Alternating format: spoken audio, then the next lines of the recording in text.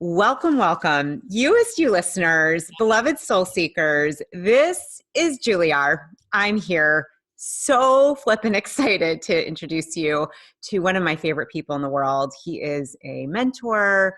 I call him a friend. He's an incredible author, just all around and just amazing person, humble, wise, has so much wisdom to offer today. And I am so thrilled to introduce you to Hal Elrod. Let me just tell you a little bit about Hal in case you don't know as much about him yet. You will after today. Hal, after surviving multiple near-death experiences and impacting millions of lives through his books, Hal Elrod is now on a mission to elevate the consciousness of humanity, one person at a time. As the best-selling author of one of the highest-rated books in the world, The Miracle Morning, which has been translated into 34 languages, sold over 1 million copies, and is practiced daily by over 500,000 people, myself included, around the world, he is doing exactly that.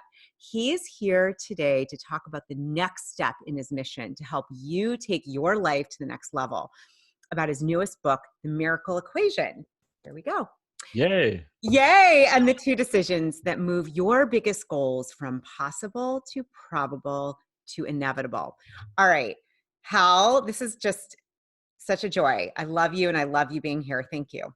It's equally joyous for me. I was, this morning, I'm like, I get to talk to Julie today. Like that's right. It's, I do a lot of interviews and it's like, just, I'm interviewing with this person and I hope it's great. I don't know, what an honor, but it's like, I know you, I love you. I know, and I love your energy. And so I was, it's a level of anticipation and excitement for this interview that I don't normally have. So I'm excited to. Oh, yay. I feel like we're having a play date. This is so fun.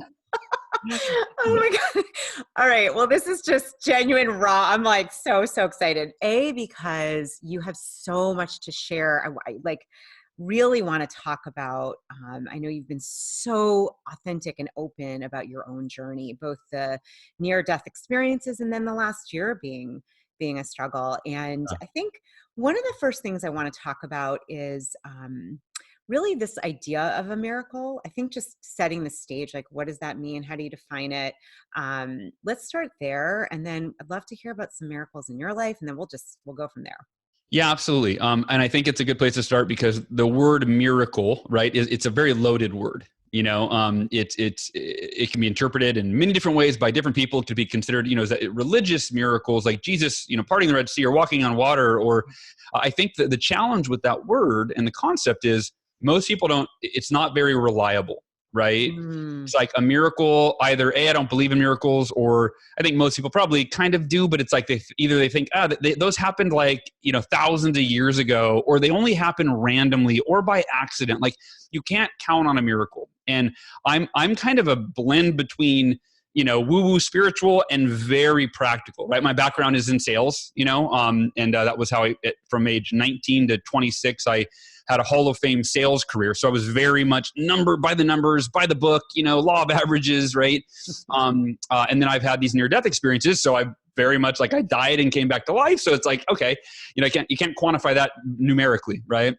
Mm-hmm. And so for me, there's a long way of saying here, let me get to the definition. I define a miracle as any meaningful outcome beyond what you believe is probable for you. Any meaningful outcome beyond what you believe is probable for you. So in other words, it's a meaningful outcome. For me, it was walking again when I was hit by a drunk driver and died at the scene, and doctors said I would never walk again, right? Walking again was a miracle. It was when The Miracle Morning came out and started changing lives, I thought I have a responsibility to reach millions of people with this book, and reaching 1 million people became like this miracle that I went after, right? And that was a real tangible, measurable miracle. Yeah. And that's really the definition that I'm talking about really it lends itself to tangible, measurable miracles. And then most recently, or maybe not most recently, but very recently, a few years ago, I was diagnosed with this really rare aggressive form of cancer, acute lymphoblastic leukemia. Doctors gave me a 10 to 30% chance of living, and if I've got, 2 small kids, and whether you're a parent or not, right? Like being told you have a 70 to 90% chance that you're going to die in the next, few months, weeks to months. It's pretty scary. And so surviving that for my family and for myself, that was a huge miracle, right? And so all of these are highly meaningful outcomes beyond the realm of what I may at the time have believed to be probable. And I use the word probable very intentionally because I don't use the word possible, right? Yeah. If you're an optimist, anything is possible. Yeah. But when was the last time we pursued that which was possible but not probable? Or like, think about that. Like, how often do people like commit fully to a goal that they don't actually believe is going to happen? Right? Like, not very often. So if someone says, for most people, like the cancer diagnosis, if they're like, hey, you have a 90% chance you're going to die, most people live out the rest of their days, which are usually numbered at that point, right? In fear of what they now believe is probable, right? So this is any meaningful outcome beyond the realm of what you believe is probable. So in layman's terms, this is your biggest goals, dreams, aspirations, your tangible, measurable miracles in your life, whether they be in business, in health, in family, whatever it is that you, or beyond, right? Whatever it is that you want to create for your life, this concept, this miracle equation concept, is about it's how do you take the grandiose, the seemingly impossible, and how do you break it down in a way that's very systematic, very repeatable, very attainable. And that's why the subtitle of the book kind of, or not kind of, and it really explains it. It's how to move your biggest goals from possible, which is no man's land, right? Everything's possible. To probable, which is now we've got traction. Oh, okay, wait, I'm seeing that it's probable. How do you get there? To inevitable. And how do you turn what's probable to inevitable? And that's where I think we'll end up going today. So exactly. Yeah.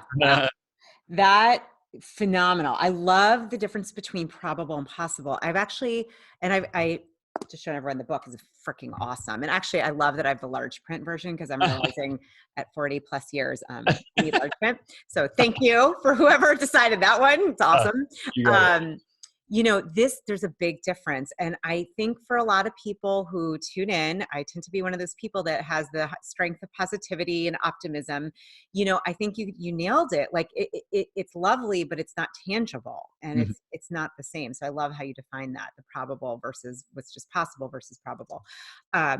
Question for you is, you're obviously known for, first of all, the Miracle Morning, the first, I know you have like so many now in the series. The very first one, I mean, really did transform my life. I just started meditating and I remember I found you. And I was like, who is this like incredible being? And it's added to everyone I talk to. At the post office, people know you. I mean, it's really pretty cool. I have a woman, it's so funny because I'll send my book and she's like, not my book. She's like, oh my God, that's Hal in the back of your book. I read his book. I'm like, that's hilarious. That's so funny.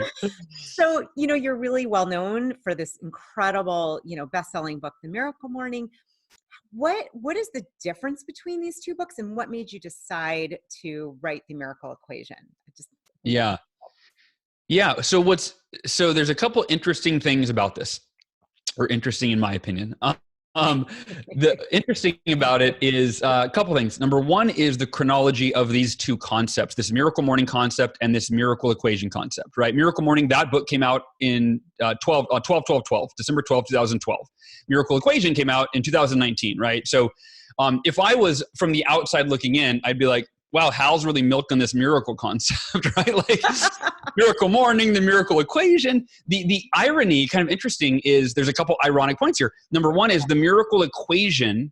I created that concept in the year 2000. So 12 years before the Miracle Morning was even was a book, and 7 years before it was a thought, right? Wow. And then the other irony is it was the Miracle Equation, the concept that we'll get into today, that I actually used to enable the Miracle Morning to reach millions of people, right? So there's it's interesting. And the reason and the Miracle Equation, I wanted it to be a book before I was ever an author. It was like, it was this concept that I had taught to thousands of salespeople back when I was in my Cutco sales days. I would give this speech because I actually developed the Miracle Equation when I was trying to break a national record. I was trying to break an all-time company record. In other words, I was trying to sell more in a time period than anyone in 50 years had ever done, right? And I kind of reverse engineered. I'm like, this would be a miracle. That's where the word came from initially, right? I'm like, this would be a miracle if I were to hit this goal. Like, no one's done this. I'm like, how would I do it? And I tried to simplify it into 2 decisions, which is where these 2 decisions came from. And that is what led to this miracle equation, right? And then I ended up reaching the goal, breaking the record. And then I had a bunch of my colleagues approach me and go, how did you do that? Like, could you help me sell at that level? And I said, honestly, it's like, it's so simple. You're going to dismiss it when I tell you. So I'll have to explain it. But so I explained these 2 decisions, and they're like, well, there's got to be more than that. Did you see corporate clients? Did you, because the 2 decisions I always say they're deceptively simple in their explanation, but they're equally rare in their execution, right? Mm-hmm. And when you study the world's most successful people, and I know we're teasing this, but we'll get there. But when you study the world's most successful people in every walk of life, you find that they live by these 2 decisions. It just hands down. Very few, it's hard to find anyone that has achieved extraordinary results, or as we call them, tangible, measurable miracles, that doesn't live this way. And so I went out and broke the record, and then I taught it to, I think I had about a dozen coaching clients at the time. Okay. And I taught it to all of them, or not all of them, sorry, probably, roughly half, 7 of them, I think, asked me for it. I taught it to them, and every single one of them surpassed, they either broke an all-time record or at least their own personal best. Mm-hmm. And that's when the light bulb went off, and I was like, wait a minute. This isn't just applied to me. I'm not just lucky, but it took me getting cancer and me being able to, I had such grim odds of surviving that I went, how am I going to beat this? And one of the first thoughts I had was the miracle equation. Wow. Like, to beat this cancer, it's so improbable based on the statistics that it would be a miracle. I have, at that point I had 17 years experience of applying the miracle equation in business, in relation, in every area. Wow. That I went, that's all that's the best I got. I don't know how else I'm going to defy the odds this way. And I applied the miracle equation, and the doctors were blown away by how quickly I was in remission, how well how I stayed in remission. And then when my publisher reached out toward the end of the cancer journey, which I guess I'm technically still on that journey, but they said, hey, do you have another book in you? And I said, I've got this book that's on my heart, but I don't know how marketable it is. It's sort of woo woo. It's like, but it's not. It's really like, it's kind of, I don't know how to explain it. And they ended up I had a call with them. I didn't think I pitched it very well, but I just came from the heart, and they're like, we would love to do that book. And so the miracle equation was born. And so I'm sorry, I'm off your question. Let me wrap this up with the direct answer. Okay. All right. And so here's the deal. This is the way I've tried to figure out how to answer this question in as succinct a way as possible, which I'm now going to do. So number 1, the miracle morning is your daily practice for personal development. And I believe personal development is the foundation of everything that we want. It's based on a Jim Rohn philosophy that your level of success will seldom exceed your level of personal development, because the success that you create in your life is dependent on who you become. I just totally butchered that quote. But the point is, right, if every day you focus on developing your mental, physical, emotional, and spiritual capacities and intellectual capacities, you become a better version of yourself every single day. Then as you grow and improve, your life, your income grows and improves. So the miracle morning is arguably one of the most effective, if not the most effective, personal development ritual to start every single day. So you start your day and you become a better version every day of the person that went to bed the night before. And if every day you get if you start on day 1 and you're at rock bottom and you're broke and you're depressed and you're a mess, right? And I say a mess because I've been there, right? And every day you get a little better. And after, a week, you're at a 2 and then a 3 and then a 4 and then a 5 and then a 7. All of a sudden you start to see that as I get better, my life gets better. So that's the foundation. So the miracle morning, again, is your daily process for personal development. The miracle equation is your daily practice for goal achievement. And what I realize is that you need both. You think about it. If we a lot of people are guilty of this, right? We become personal development junkies, where we meditate and we journal and we read, but we don't do shit. We don't implement it. Yeah. Right? And we literally trick ourselves into thinking I'm becoming better. I feel better. Yeah. I know more. So that's enough. Totally. Right? Yeah. Right. And if you fall into that camp, you're like, but wait, why am I still broke? Why am I not, right? Because it's like, okay, you've got to take that personal development and you've got to translate that into a process for goal achievement. And that's where your results become that's where your growth, right, reaps it, you reap what you sow, kind of thing, right? So that's where the miracle equation really complements the miracle morning so well, is they go hand in hand. And and I mean, you've written a book. When you write a book, you're like, is this good or terrible? Like, I've spent so many hours with my eyes bleeding looking over these words. Like, I have lost perspective. And what's amazing is, like, if you go to Amazon and you read the reviews, a lot of reviews will say this is the most practical book on setting and achieving goals that people have ever read. And it's so wild to think this woo-woo miracle equation concept, right, became that. And so I'll turn it back over to you, but of course, I know we want to get into what are these two decisions, how do you apply them? So whenever you're ready. Oh my gosh, that was so powerful. Actually, it's almost like I see it as the bridge. It's like it takes you from what is the daily practice that gives you. I just saw this image of a bridge, and I think or pairing. You got your fish and your wine. They go together. Yeah. All right. So everyone's like, what are the two decisions? We've got it. Come on, we got to talk about that. Let's go into them. Go in the whole thing. Yeah. So we're going to go into the two decisions right now. I'm not going to tease you anymore. And I do want to say the disclaimer again, which is these two decisions are deceptively simple in their explanation. Meaning when you hear them, you're going to be like, duh. And so that's why we're going to unpack them. Right. However, they are equally as rare in their execution, right? It's kind of like someone that's like, okay, well, yeah, I know to lose weight, I need to eat right and go to the gym. Thanks for the rocket science. It's like, well, are you doing that? No. Well, okay. And that's kind of where I felt like, okay, so let's get into it. So the first decision is unwavering faith. Yep. And obviously it's to establish and maintain unwavering faith, right? But if I'm 2 words, unwavering faith. The world's most successful people, they establish the faith they can do something they've never done before, right? That's what growth is. That's what improvement is. That's what, right?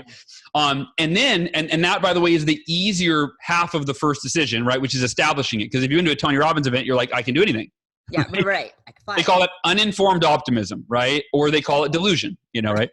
And I always say there's a fine line between optimism and delusion, and I cross it often, But so the uninformed optimism, where you're like, I can do anything. I read this motivational book, and it told me I could do anything, so I'm going to do anything, right? Yeah. I made a vision board. I'm ready to go.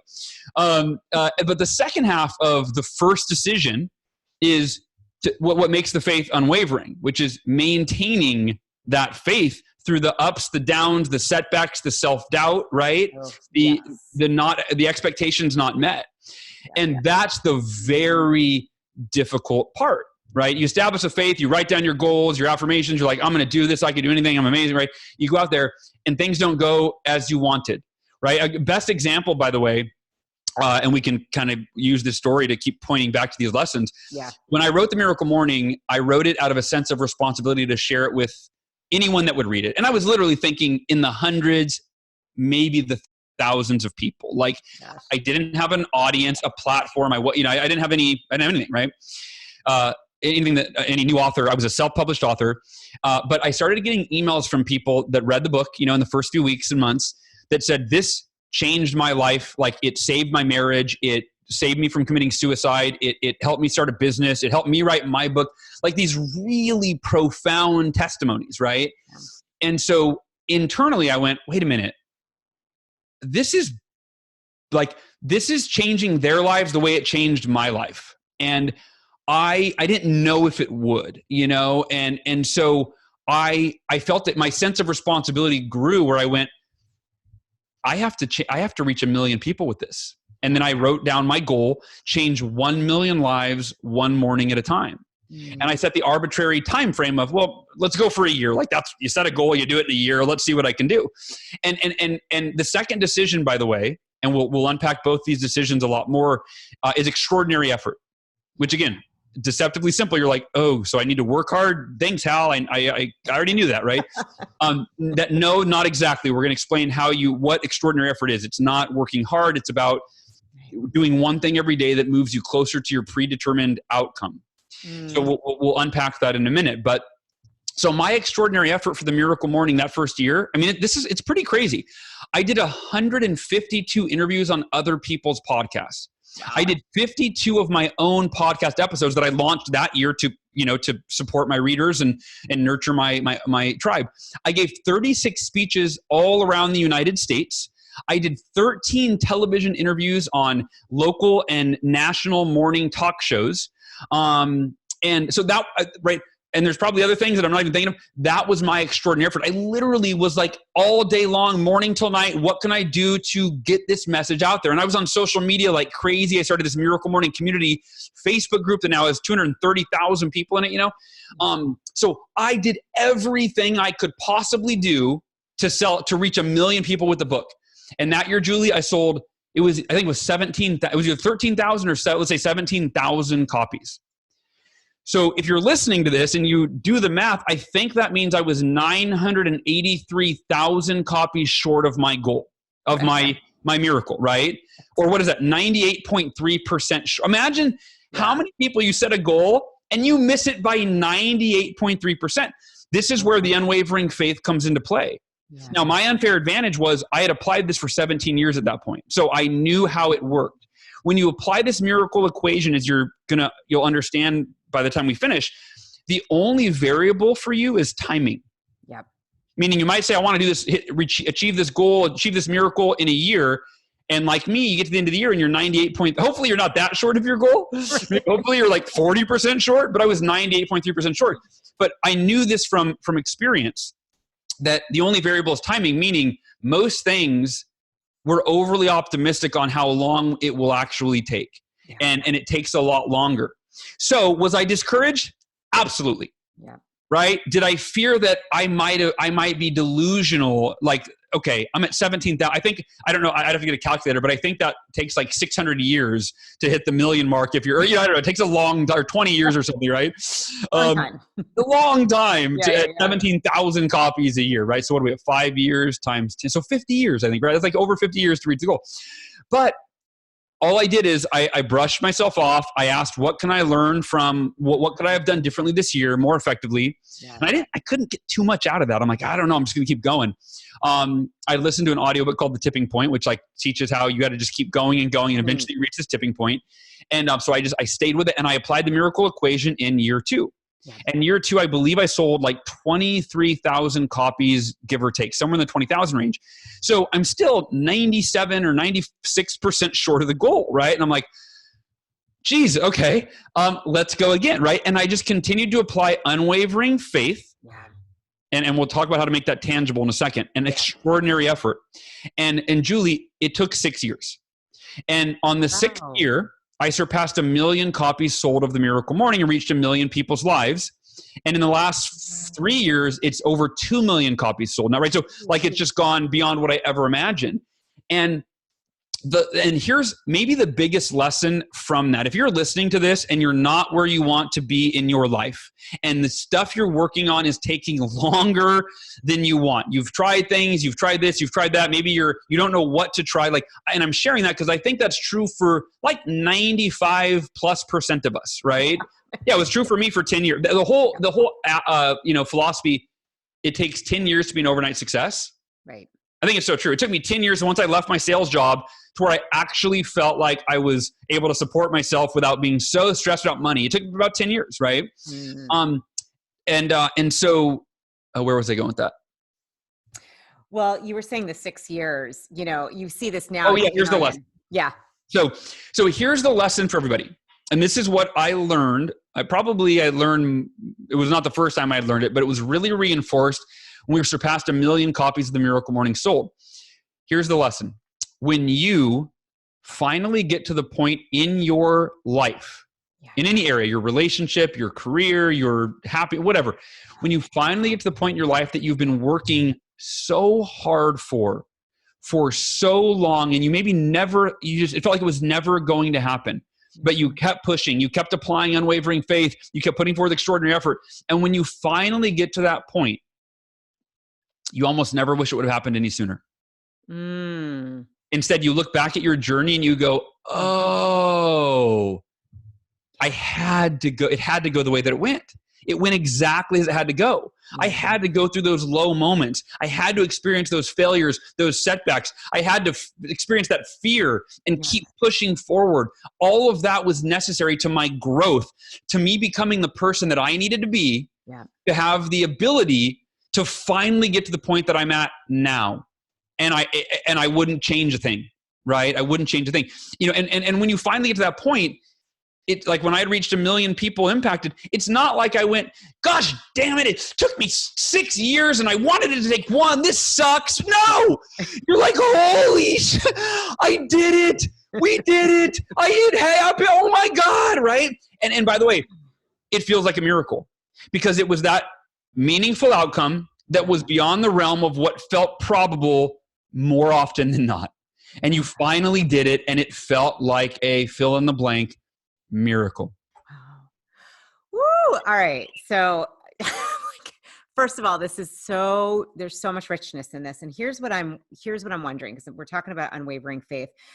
Your story is incredible. And I'm thinking of all the people out there, and I've seen it for myself. I can even think of certain dreams, and I'm like, all right, keep the unwavering faith. I mean, you've gone through, my gosh, you've had this with your book, then with cancer. Like, what are the gems of wisdom that you've gleaned around maintaining that unwavering faith? Those days when you're told no, when client doesn't go with you, when you don't get the book deal, when you feel like what you're writing is shit, when it's gray out and it's cold and you're like, what am I doing? Like all those, you can picture, and I can think of everybody, myself included, where I'm like, well, I have this idea. What can you share about really tapping into that unwavering faith, and how do you maintain that?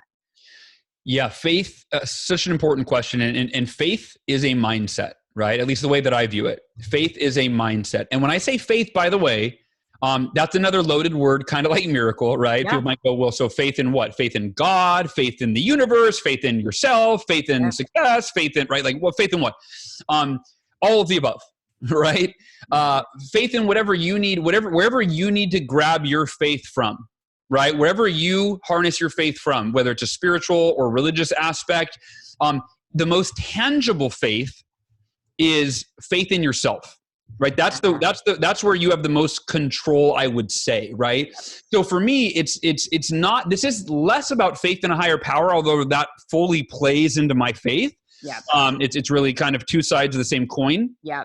But it's faith in myself, faith in my willingness to stay the course and be committed no matter what for as long as it takes, right? So it's faith in myself, faith in yourself to stay the course, stay committed, pivot, adjust, learn, grow, change, whatever you've got to do, no matter, it's that no matter what mindset. And again, faith is a mindset. So let me give you the simplest, most tangible way to maintain faith so it becomes unwavering. Perfect. Put it in writing. Put it in writing, ideally in a sentence. Mm-hmm. So in the book, I call it your miracle mantra because, well, miracle and its alliteration is great. Miracle mantra, right?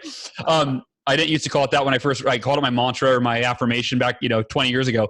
But your miracle mantra. And here's in the book, I break down like how to structure it, but I'm just going to give you the general concept. Yeah, there you go. If you're watching the video, you saw it. So the general concept of what your miracle mantra should say, all it is reaffirming and solidifying your unwavering commitment to do whatever it takes, no matter what. There's no other option. So my miracle mantra is something like this. I am committed to blank, blank being the action, right? So back when I invented this, I was in sales. I am committed to, and actually it was the result back then. In the book, I teach it a little differently because I've kind of practiced this more. But in the book, when I first wrote my mantra, it was, I am committed to sell $20,000 of Cutco in the next 10 days, regardless of my results along the way. I am committed to sell $20,000 of Cutco in the next 10 days, no matter what. There is no other option. Now that might sound simple, but again, look at anyone. Look at Colonel Sanders, who had what's the story? 1,000 rejections before he finally.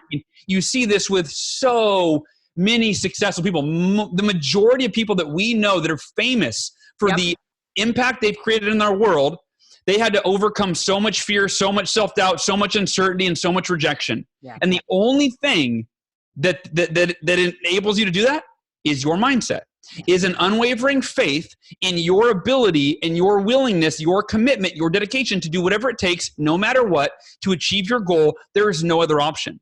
Yeah. So as simple as that might sound, and to me, the most profound things are simple. It's funny, when I'm creating my affirmations, I've been dealing with this year, I end up making them so long that I'm like reading a 6-page mini book, and I'm like, right? But I'm like, okay, I have to draw what are the 4 mantras that are going to guide me this year to my best year ever, right? Yeah. So again, I am committed to blank. For you, it's either your result or your process. Right. No matter what, there's no other option. That's it. That is it. Mm-hmm. And that is how you maintain unwavering faith. And so, Julie, to your point, the way you set up the question is like, well, how do you keep the faith when it's cold outside and your clients are canceling and things aren't working and things aren't looking good? And it's that whenever, like with cancer, I had so many days where I thought I was going to die. I mean, there were days where I was this close to death. I was in the ER with 105-degree temperature. My eye was swollen shut from another infection. I had no immune system because of the chemotherapy. They had hooked me up to antibiotics and feed me through an IV with an antibiotic because my immune system could not fight the infection. And if the antibiotic, this particular strain, didn't work, I was going to die. There were so many days like that for 8 months. And every day it was on my phone. It was always by my side. I read my affirmation. I am committed. I am committed to beating cancer and living to be 100+ years old, to be with my family. Sorry, I'm getting choked up. Yeah, it's beautiful. Yeah. To be with my wife and kids. No matter what, there's no other option. Yeah. And that is what got me to go another day. Wow. Wow. And so whether it's hitting a sales goal, which I need to talk about because I can't talk about the cancer anymore. Yeah. I need to take a break. Right. But whether it's hitting a sales goal, right, whatever it is, that's the mantra that when you are, because think about this, what stops us in our tracks is fear. Yeah. It's fear of failure, fear of death, fear of whatever, right? Fear of being judged, fear of not looking, whatever the fear is. Fear is what stops us. How do you override fear? You override it with faith. So for me, every time I felt dark and scared, or in the sales career, every time I had a no sale or a canceled order or a cancellation, or I was nowhere near on track for my goal, which is how that first time played out. I pulled out my mantra and I said, I am committed to blank, doing whatever it takes, no matter what, there's no other option. And I literally would say hundreds, dozens of times in a day, hundreds of times in a week, thousands of times, right?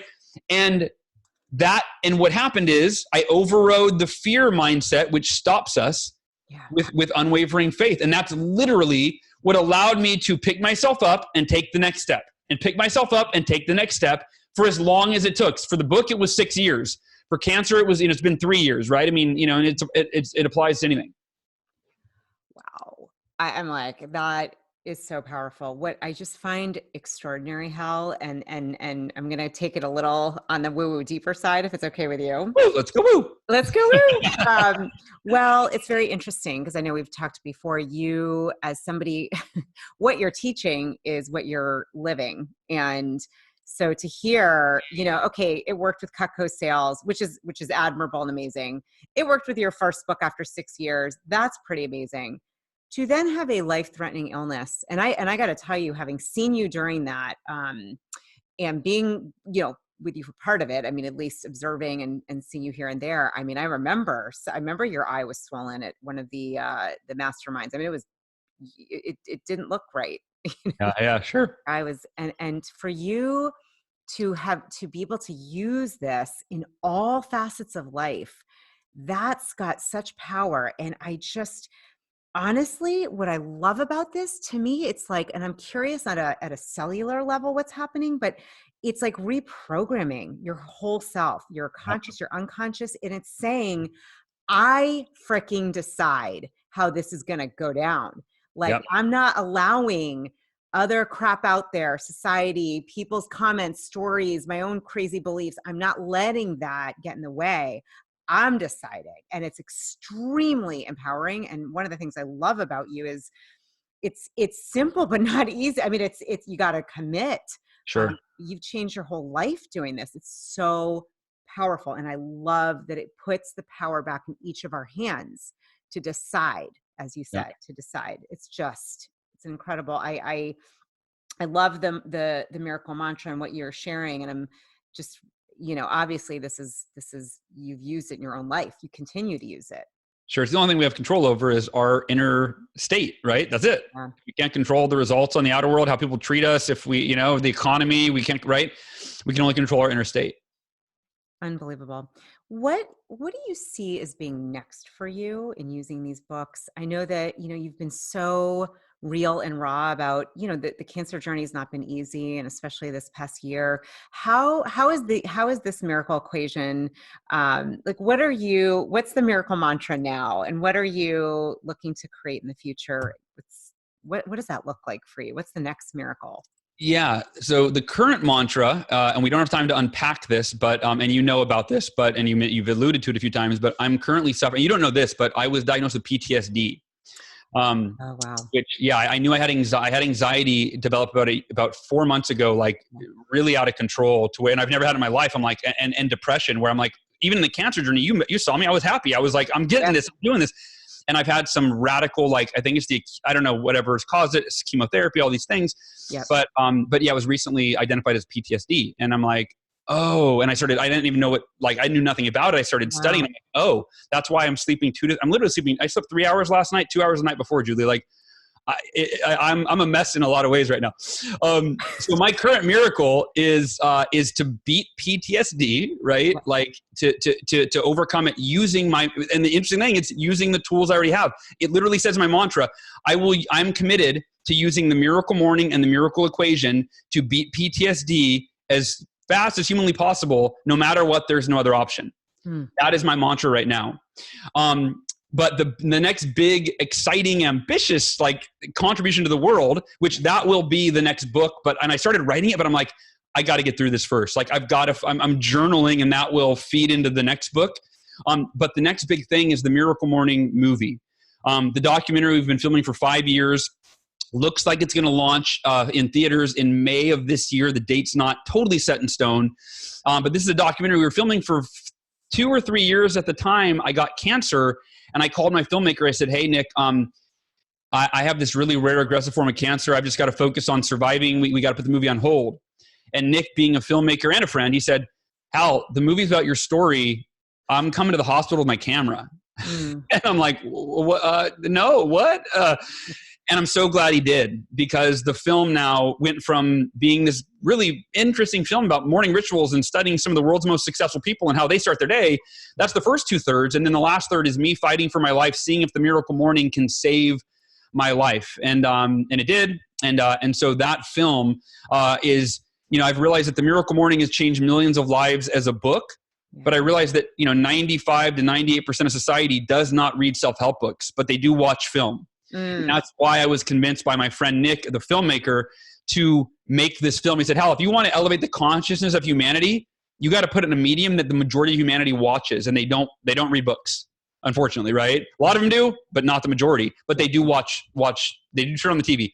So I'm very optimistic. In fact, I have unwavering faith that this film will change millions and millions of lives. And people can go to miraclemorning.com to get, see the trailer and get, get kind of a preview of it. But yeah, so that's the next big thing. And, stay tuned on when that is coming out. Amazing.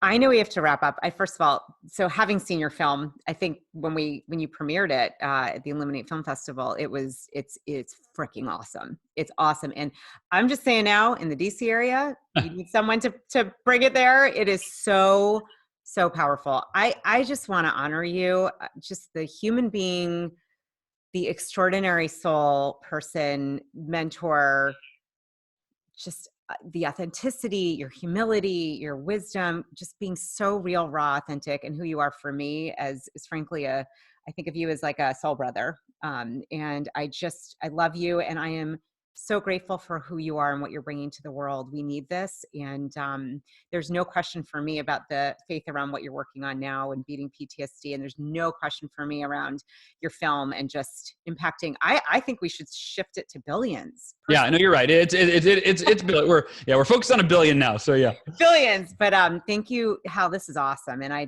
can't recommend it enough. The Miracle Equation and Miracle Morning both have changed my life. And you're just a walking miracle. You really are.